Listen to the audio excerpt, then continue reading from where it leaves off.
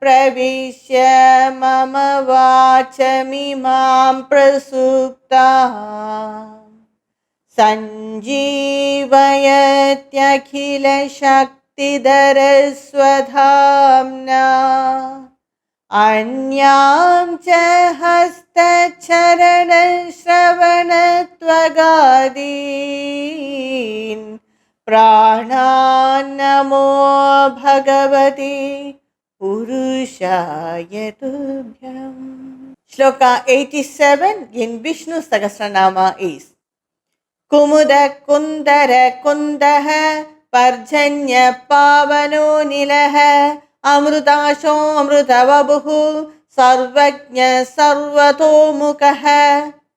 There are 10 namas in this shloka and they are Kumudaha, Kundaraha, Kundaha, Parjanyaha, Pavanaha, Anilaha, Amrutashaha, Amrita Vapuhu, Sarvajnaha, Sarvato Mukaha.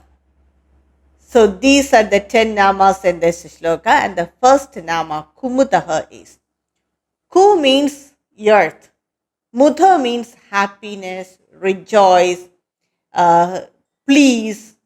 So Bhagavan Vishnu, he makes the earth happy, or he pleases the earth. Definitely mostly all his avatars are to please or to rejoice or to make earth happy, to relieve earth from its bharas. So he makes the earth happy, he rejoices the earth, he pleases the earth, Mahi. And so he is called Kumudaha. And it also means he rejoices or he makes the people who is with him happy. That is, he makes his bhaktas also happy. That is Kumudaha. And the next nama is Kundaraha.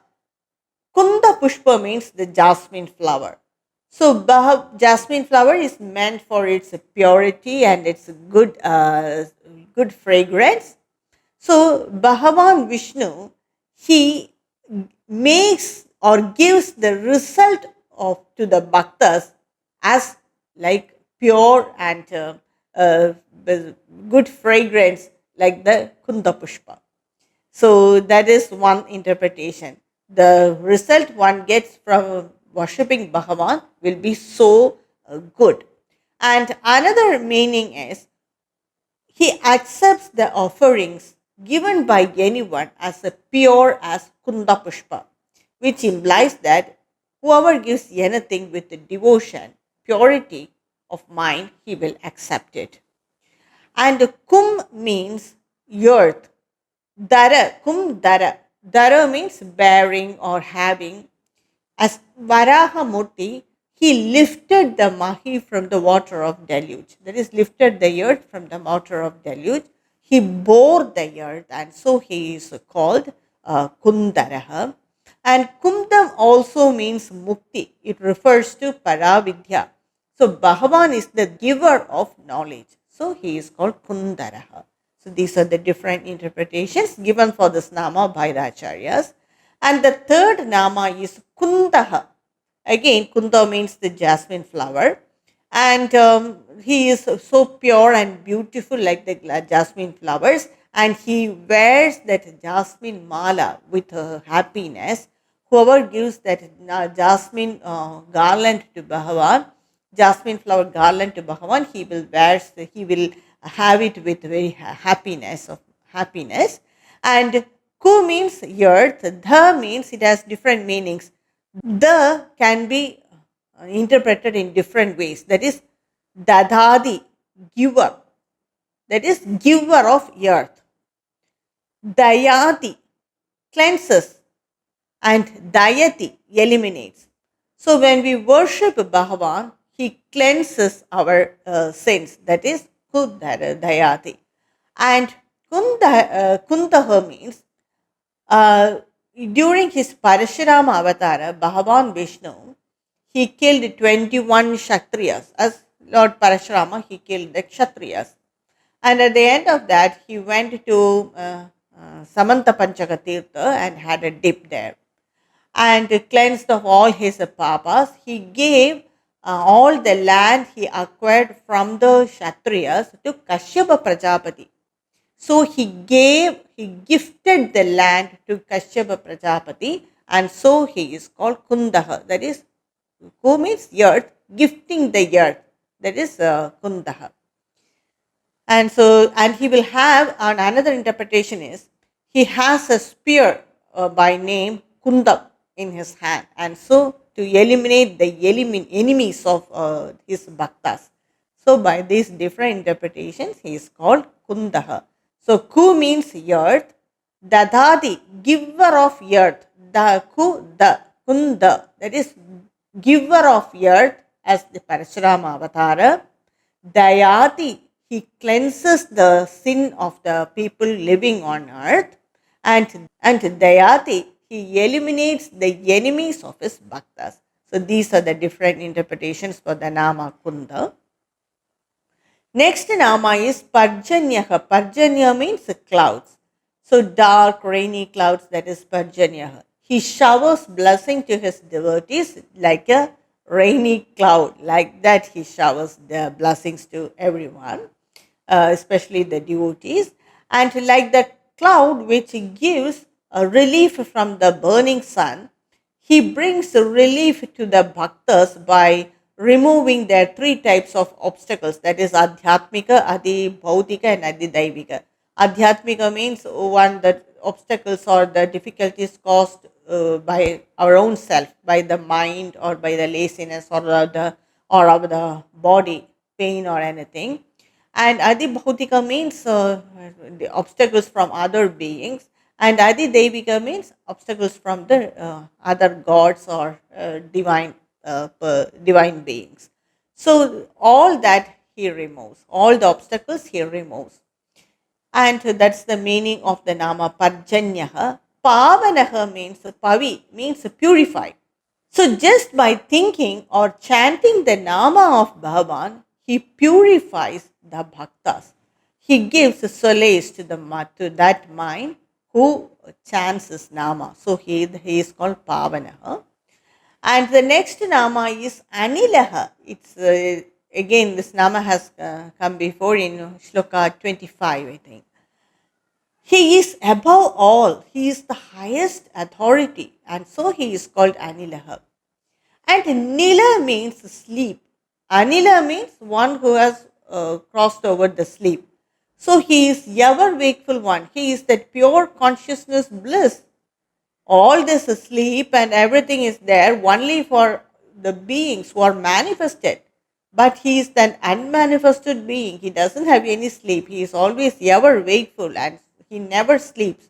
And so he is called Anilaha. Nila means sleep. Anila means no sleep. Nila means one who is difficult to understand. Anila means he is not difficult to understand. For the bhaktas, definitely he is not difficult to understand. That's why in Bhagavad Gita he will say, just surrender everything to me. I will make you know who and what I am. So he is not difficult for the devotees to understand him. So he is called Anilaha. And another interpretation of Anila is he has no beginning or end. So he is called Anilaha. The next Nama is Amritashaka. One who consumes Amrita is Amritashaka. Bhagavan is always in the state of bliss, which is considered as equal to Amrita. That's why he is called Nityananda, always in the state of Ananda. So he is called Amritashaka. One who is always in the state of bliss is Amritashaka. And then eighth Nama is Amrita Vapuhu. Amrita means death. Amrita means eternal, immortal. One who has immortal body is Amrita Vapuhu. All our body, gross body, are the combination of the five elements. But the body of Bhagavan is the pure consciousness, Chit Swarupa. That's why we say him Chit Swarupa. So he is Amrita Vapuhu. And the next Nama is Sarvajnaha. This also came in the Shloka 48. Sarvajna means one who knows everything, all knower. Sarvam jnanati iti sarvajnaha. He knows both the para vidya, that is Brahma vidya, and not that great vidya, apara vidya, materialistic knowledge. He knows everything. And he also illumines the thoughts, the motives, and ideas of everyone. So he is Sarvajna, he knows everything. Sarvato Mukaha, one who has mukha, that is faces on all sides, which implies that he knows everything. Why do we have face? To grasp the external world. When one has face on all sides, he will grasp everything. For us, with one face itself, we are grasping all that are unwanted. But Bhagavan is not like that. He has jnana. So he knows everything, and by that he controls everything. So he is called Sarvato Mukha. He is omniscient. Bhagavan, the summary of this shloka is Bhagavan gives pleasure to the earth. He is pure like the jasmine flowers. He showers blessings like a rainy cloud. He is a great purifier. No one is above Bhagavan. Has an immortal body and always experiences bliss. He is omniscient.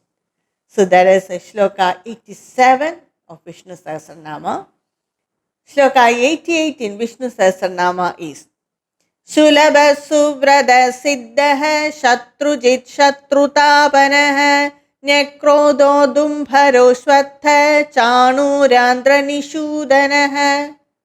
There are 9 namas in this shloka, and they are Sulabha, Suvrataha, Siddha, Shatrujit, Shatrutapanah, Nekrodah, Dumbarah, Ashvattaha, Chanurandra Nishudanaha.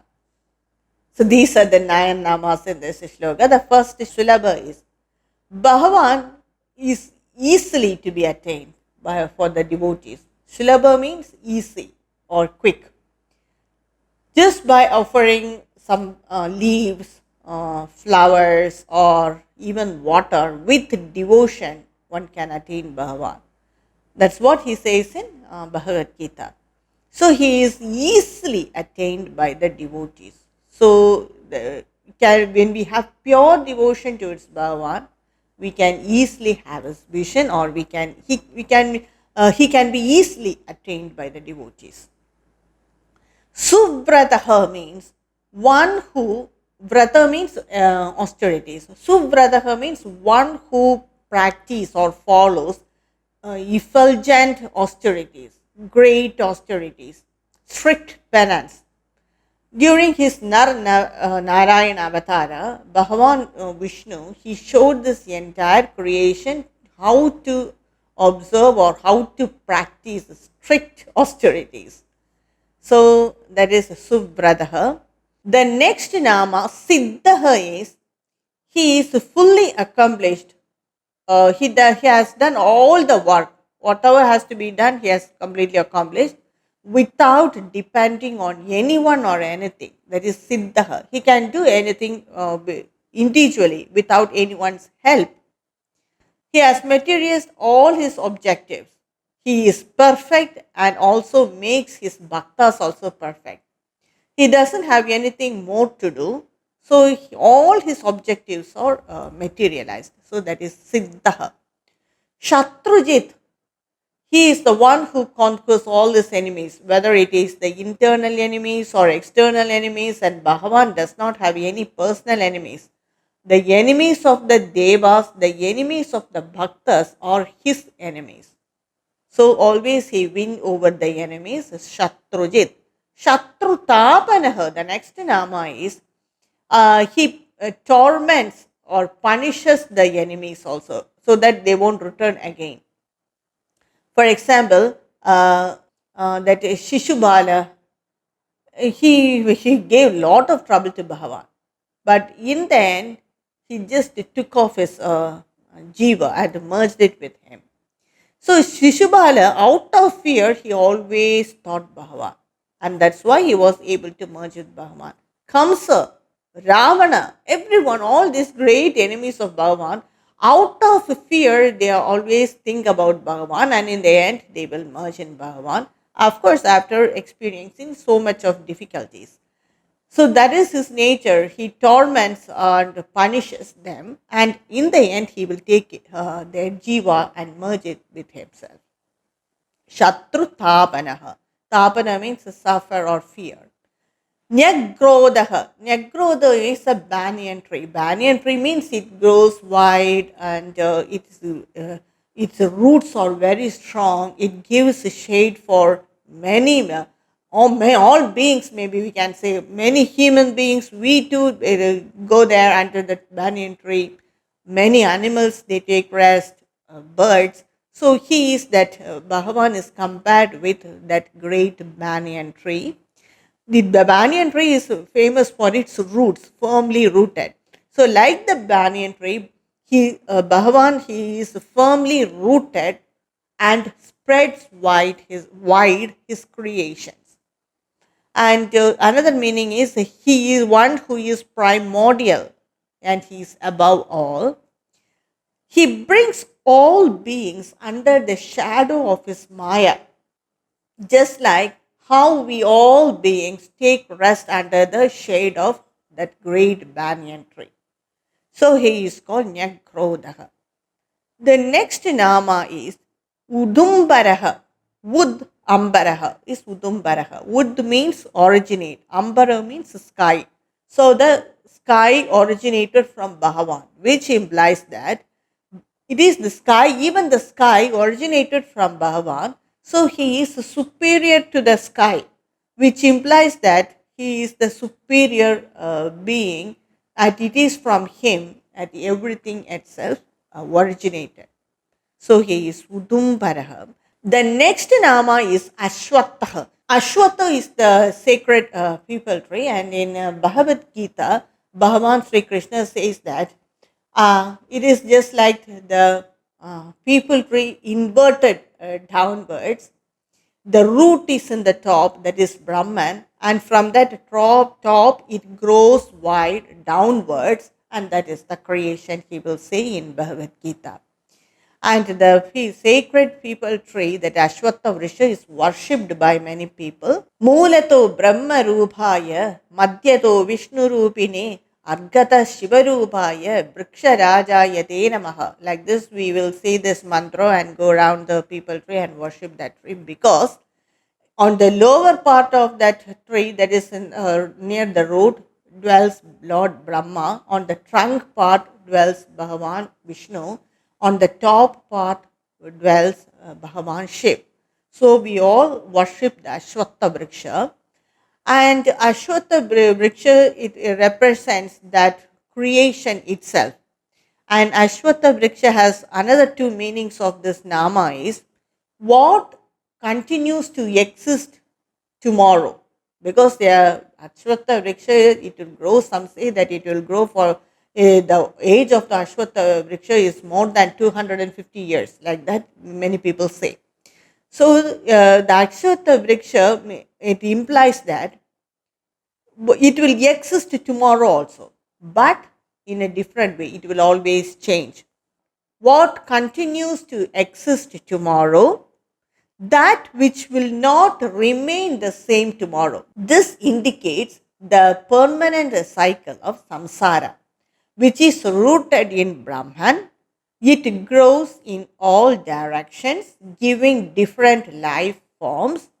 It perishes after some time. That is, it changes, but the flow continues. When this is gone, another thing will come. So the flow continues. It implies that. So that's the meaning of this nama, Ashwatha. And the next nama is a very interesting nama, Chanurandra Nishudanaha. Chanura means is a name of a wrestler, but an Ashura wrestler. Andhra is the name of a region. It's the name of a state. And Nishudanaha means killer. So Bhagavan killed a Asura wrestler who came from the region of Andhra. So Chanurandhra Nishudanaha. So he came, an Ashura, or a wrestler who came from the region, hailed from the region of Andhra. Bhagavan killed him. So he is called, Bhagavan is called Chanurandhra Nishudanaha. So the summary of this sloka is, Bhagavan Vishnu can be easily attained by the bhaktas. He follows strict austerities and he has nothing more to accomplish. He has already accomplished everything. He wins over his enemies and punishes them. He is compared to the banyan tree and the peepal tree. He is the destroyer of the Ashura Chanura.